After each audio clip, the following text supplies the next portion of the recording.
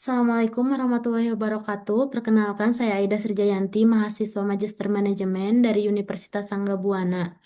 Sebelumnya, saya mengucapkan terima kasih kepada dosen pembina, Dr. Parida Yuliati SES HMM, yang telah memberi kesempatan kepada saya untuk mempresentasikan tugas berikut. Di sini saya mau mempresentasikan makalah terkait greenwashing dan manipulasi citra perusahaan. Yang pertama adalah latar belakang.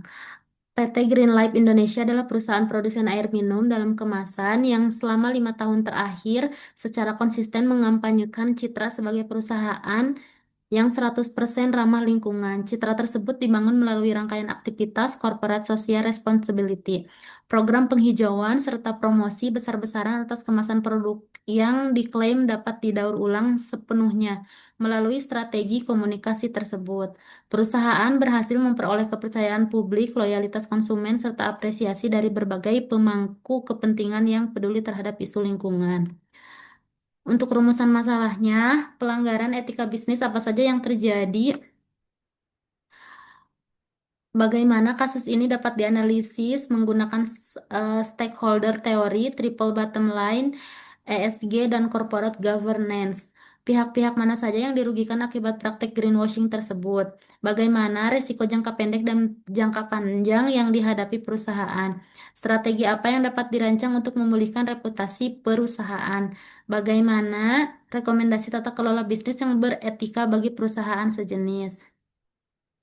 Tujuan penulisannya bertujuan untuk memberikan analisis komprehensif terhadap kasus greenwashing PT Green Life Indonesia dari perspektif etika bisnis sehingga dapat menjadi bahan pembelajaran mengenai pentingnya integritas, transparansi, dan akuntabilitas dalam praktik bisnis berkelanjutan khusus yang berkaitan dengan klaim-klaim lingkungan.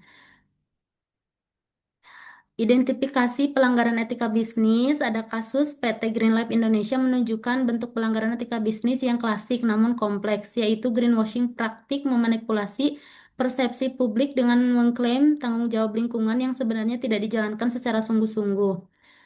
Berikut adalah identifikasi pelanggaran etika bisnis yang teridentifikasi dari kasus tersebut.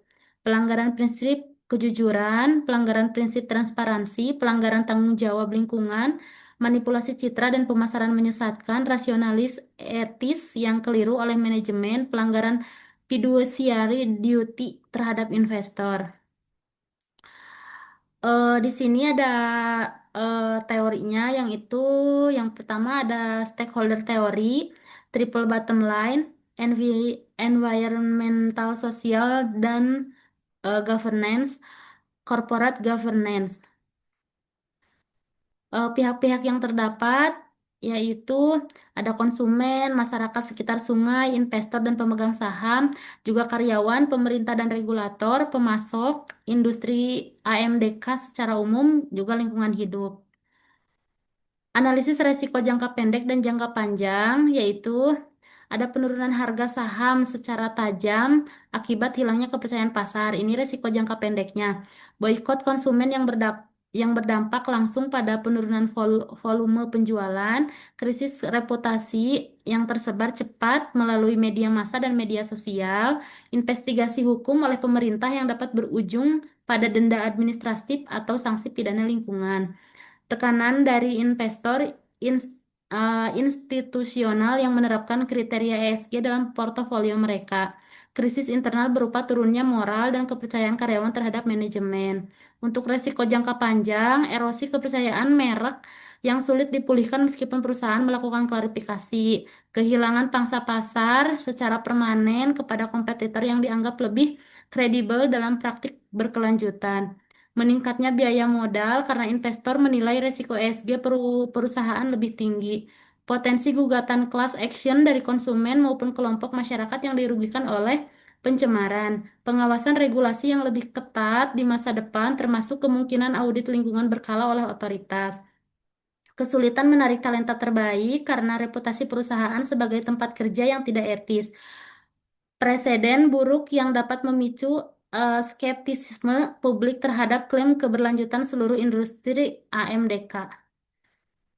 Untuk strategi pemulihan reputasi perusahaan, ada yang pertama tahap pengakuan dan permintaan maaf publik. tahap investigasi internal dan transparansi data, tahap remediasi dan perbaikan operasional, tahap penguatan tata kelola, tahap komunikasi ulang kepada stakeholder, tahap pemantauan dan evaluasi berkelanjutan. Rekomendasi tata kelola bisnis yang beretika. Ada rekomendasi bagi PT Green Life Indonesia, rekomendasi bagi regulator dan pemerintah, rekomendasi bagi industri secara umum, rekomendasi bagi konsumen dan masyarakat. Kesimpulannya, kasus PT Green Life Indonesia merupakan contoh nyata bagaimana praktik greenwashing dapat mempengaruhi seluruh pemangku kepentingan sekaligus mengancam keberlangsungan bisnis perusahaan. Menurut stakeholder teori, menunjukkan adanya ketimpangan perlakuan terhadap kepentingan berbagai pihak. Analisis triple bottom line memperlihatkan bahwa dimensi people dan planet diabaikan demi profit semata. Analisis ESG mengungkap kegagalan pada ketiga pilar lingkungan, sosial, dan tata kelola secara bersamaan, sementara analisis corporate governance menegaskan lemahnya mekanisme transparansi, akuntabilitas, dan pengawasan internal perusahaan. Sikap direksi yang menormalisasi pelanggaran sebagai strategi pemasaran wajar mencerminkan krisis integritas kepemimpinan yang menjadi akar dari seluruh permasalahan ini. Oleh karena itu, pemulihan reputasi perusahaan hanya dapat dicapai melalui perubahan substansial pada praktik bisnis, bukan sekedar strategi komunikasi kosmetik semata. Pada akhirnya, kasus ini memberikan pelajaran penting bahwa berkelanjutan sejati harus dibangun di atas kejujuran, transparansi, dan konsistensi antara klaim dan tindakan nyata.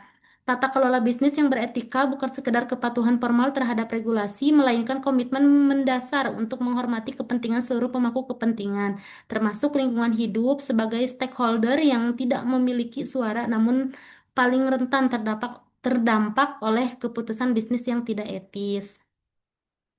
Sekian dan terima kasih presentasi dari saya. Wassalamualaikum warahmatullahi wabarakatuh.